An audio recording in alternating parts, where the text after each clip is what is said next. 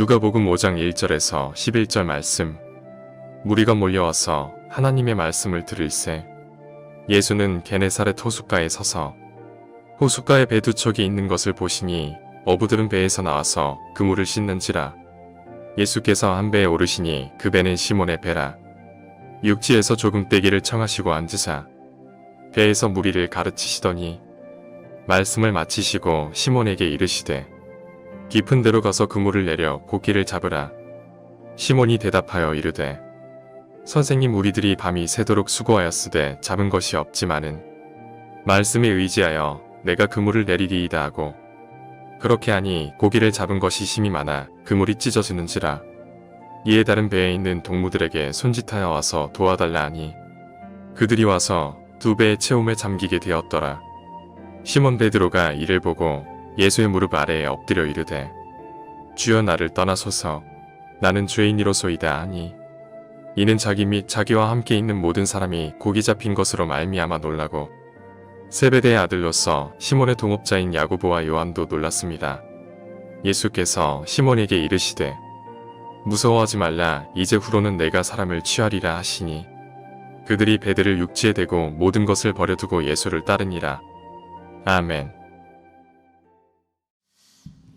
방금 봉독한 누가복음 1장 11절 말씀을 통해 믿음의 사람은 말씀의 능력으로 삽니다 라고 하는 주제로 이번 주 그리고 다음 주 두 번에 걸쳐서 여러분에게 말씀을 증거하려고 합니다. 한번 따라 하겠습니다. 믿음의 사람은 말씀의 능력으로 삽니다. 아멘. 이 은혜가 여러분과 함께 하실 수 있기를 주의 이름으로 축원합니다. 성지순례 때 오늘 본문에 나오는 갈릴리 호수 지역을 순례한 적이 있었습니다. 벌써 12년이 지난 듯 싶습니다. 오늘 본문을 보니 예수님 동틀 무렵 갈릴리 호숫가를 거닐고 계십니다. 항구에는 간밤에 출항했던 고기잡이 배들이 백고동을 울리며 속속 입항하고 있습니다. 이때 예수님 특별히 주시하고 계신 배가 있었습니다. 시몬 베드로와 그의 형제 안드레의 배였습니다. 이들은 간밤에 날이 새도록 열심히 그물을 내려 고기를 잡으려고 했지만 어찌된 일인지 고기 한 마리 잡지 못하고 빈 배로 돌아와 그물을 씻고 있습니다. 이에 예수님 시몬 베드로 빈 배에 오르시어 무리들에게 말씀을 가르치기 시작하십니다. 베드로의 배를 강단 삼아 말씀을 선포하고 계신 겁니다. 베드로도 그물을 씻다 말고 예수님 가르침에 귀를 기울여 경청합니다. 사실 평상시 같았으면 어림도 없었겠지요. 혹시 누구라도 베드로에게 우리 예수님 말씀을 잠시 듣고 일합시다 하고 청하였다면 아마 핀잔을 주었을 것입니다. 왜냐하면 작은 물고기 정리하느라고 정신 없었을 테니까 말입니다. 그러나 오늘만큼은 잡은 고기가 없으니 평안하게 예수님 가르침에 집중해서 들을 수가 있었습니다. 이는 빈배가 가져다 준 뜻밖의 선물이었습니다. 이를 이렇게 표현하면 어떨까요? 실패가 가져다 준 뜻밖의 선물이라고 말입니다. 왜냐하면 성질 급한 베드로가 예수님의 말씀에 집중해서 경청할 수 있었으니 말입니다. 분주함도 자존심도 다 내려놓고 말입니다. 그런 그에게 예수님 말씀하시지요. 시몬아, 깊은 데로 가서 그물을 내려 고기를 잡으라. 그러나 시몬 베드로 그 말씀에 아멘 하고 따르기 쉽지 않았을 겁니다. 분명 어려웠을 겁니다. 비록 간밤에 고기를 잡지 못하고 빈대로 돌아오긴 했지만 그래도 자신은 갈릴리 어부 출신 아닙니까? 평생토록 이 호수에서 고기를 잡아온 사람입니다. 그런데 명하시는 예수님은 나사렛 목수 출신입니다. 그러니 어찌 베드로 성격에 이 말씀을 수용할 수 있었겠습니까? 그런데 베드로의 반응을 보세요. 5절입니다. 우리 읽겠습니다. 읽습니다. 시작.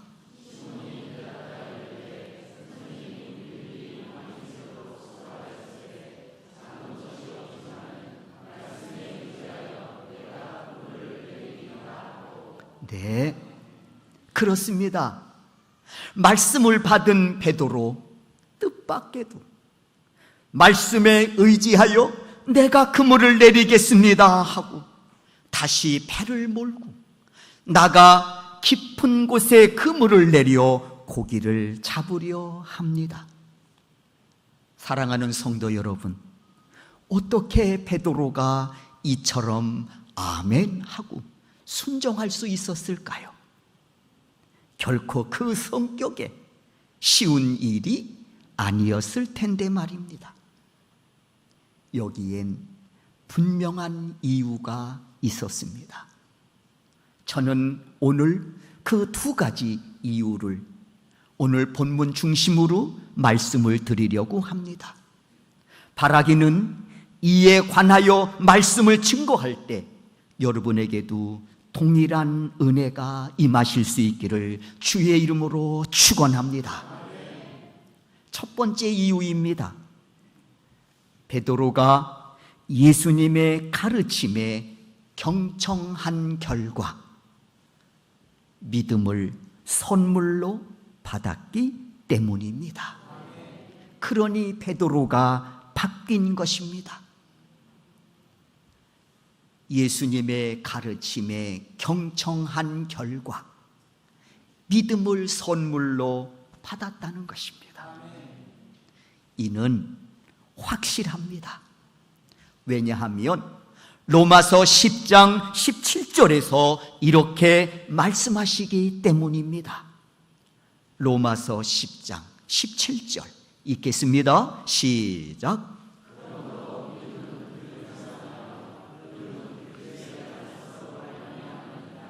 아멘. 그리고 에베소서 2장 8절에서 말씀합니다. 이 믿음은 하나님의 선물이라. 그러므로 성도는 말씀을 듣는 자세가 매우 중요합니다. 듣는 자세에 따라서 믿음 생활의 판도가 달라지기 때문입니다. 한번 따라하겠습니다. 듣는 자세에 따라 믿음 생활의 판도가 달라진다. 믿으시면 아멘 하십시다. 아멘. 그래서 예수님 마태복음 13장 9절에서 이와 같이 말씀하십니다. 귀 있는 자는 들으라 하시면서 18절에서 씨 뿌리는 비유를 말씀하시면서 성도가 어떤 자세로 하나님의 말씀을 들어야 하는지를 가르쳐 주고 계십니다. 예수님은 이 씨 뿌리는 비유를 통해 말씀을 밭에 뿌려지는 씨앗으로 그리고 씨앗이 뿌려지는 밭을 마음이라고 명하십니다. 때문에 말씀을 받는 마음이 좋은 밭처럼 옥토가 될 때 100배, 60배, 30배의 열매를 거둘 수 있다고 말씀하십니다. 그러므로 여기서 좋은 땅을 가리키는 옥토는 결국 무엇입니까? 말씀을 듣는 우리의 마음과 자세가 이와 같아야 한다는 것임을 믿습니다. 여러분은 지금 어떠신가요? 말씀이 씨앗되어 내 마음에 뿌려질 때 아멘하고 들음으로써 옥토와 같은 심령에 하나님의 말씀이 하나하나 심겨지고 계신가요? 소원하기는 여러분 모두가 옥토와 같은 심령 되어 말씀이 심겨질 때 100배, 60배, 30배의 열매를 거두게 되는 은혜가 여러분과 함께 하실 수 있기를 주의 이름으로 축원합니다. 그래서 내가 주의 말씀을 귀로 듣기만 하였는데 이제는 눈으로 보게 되었노라고 하는, 이제는 눈으로 보게 되었노라고 하는 이 멋진 고백이 여러분의 입술을 통해서도 선포될 수 있기를 주의 이름으로 축원합니다. 두 번째 이유입니다. 무엇이 베드로로 하여금 말씀에 의지하여 다시 배를 몰고 바다로 나가게 했을까? 간밤의 실패가 그를 겸손한 자리로 인도했기 때문입니다. 아마 모르긴 해도 이들이 만선으로 입항했다면 결코 주의 말씀에 경청하지도 또 순종의 길을 택하지도 않았을 것입니다. 오히려 예수님의 말씀에 코웃음을 쳤을 수도 있습니다. 나사렛 목수 출신 예수가 뭘 안다고 나무나 자를 줄 알지. 나사렛 목수 출신 예수가 이 갈릴리 바다에 대해 뭘 안다고 나한테 깊은 데 가서 그 물을 내리라 말라 하느냐 하면서 코웃음을 쳤을 수도 있습니다. 그런데 베드로 실패를 경험한 후 겸손함으로 순종하여 말씀을 따릅니다. 무엇이 그를 이토록 바꿔놓았다고요? 간밤의 실패가 그를 겸손하게 만들었기 때문입니다. 그러고 보니 베드로에게 있어 간밤의 실패가 그로 하여금 주님의 말씀에 경청할 수 있는 기회를 선사했을 뿐만 아니라 이렇게 그를 겸손하게 함으로 순종의 길로 인도하는 1등 공신이 된 셈이 되었습니다. 무엇이요? 간밤의 실패가 말입니다. 그러고 보면 신앙은 고난을 통과할 때 가장 깊어지는 것을 알 수 있습니다. 그렇습니다. 이렇게 성경 말씀을 읽다 보면 믿음의 선진들을 통해서 이와 같은 사실들을 우리가 알게 됩니다. 욥기 23장 10절의 말씀입니다. 읽습니다. 시작.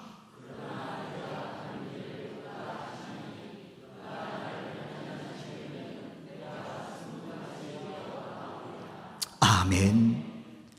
이 말씀은 이유 모를 고난을 겪으면서 하나님을 향한 욥의 고백입니다.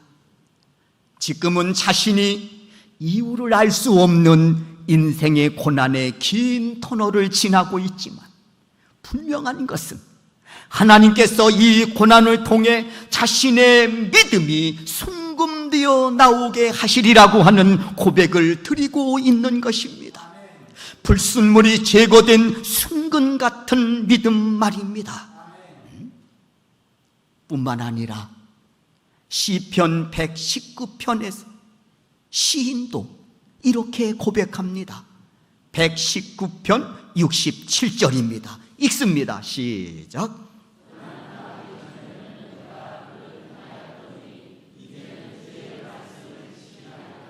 아멘.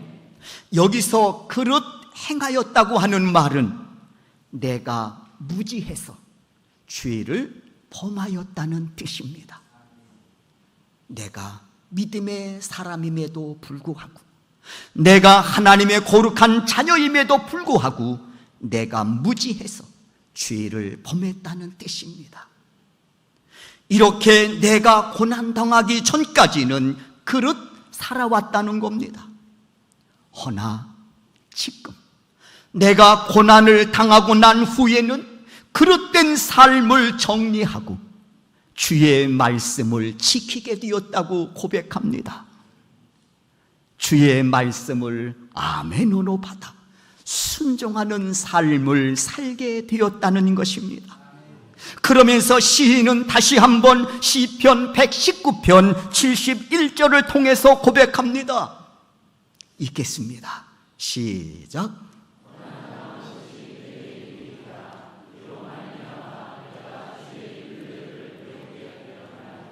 아멘.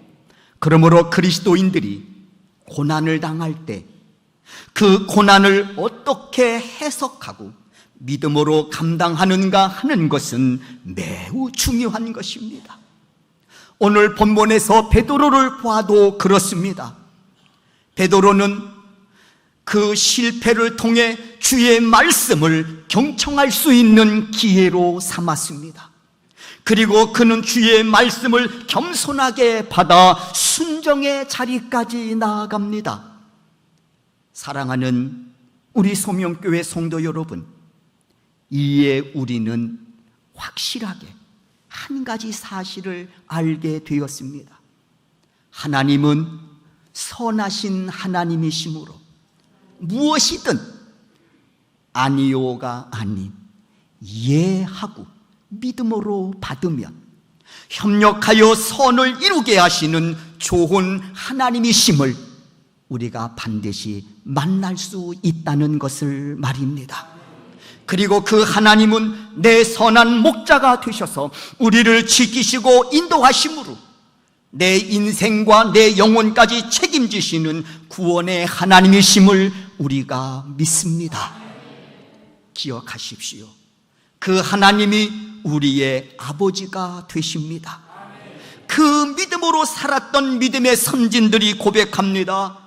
다시 한번 욥기 23장 10절의 말씀입니다. 다시 한번 우리가 읽습니다. 시작.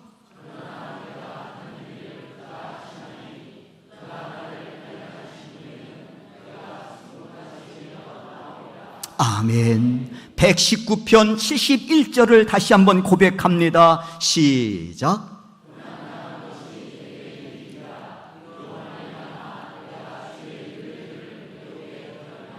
아멘.